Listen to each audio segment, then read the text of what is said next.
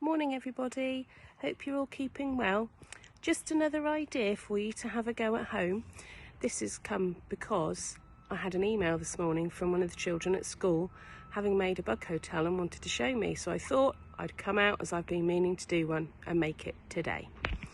So I had a look around my garden and I found an old flower pot that really had too many holes in to be used, so I filled it up with a few things. Now if I turn the camera, hopefully you'll be able to see it. There it is. So inside I found some sticks that I've poked in, some stones, an old broken brick, some moss that the birds have been loosening off in my lawn looking for bugs, some grass and a few other bits and pieces. So I've just tucked them in and it's in my garden, a little bit sheltered underneath a tree. So hopefully over the next few days I will have some new visitors in my garden, or perhaps ones that are already there that have used it as a shelter on their way around. So why don't you have a go yourself?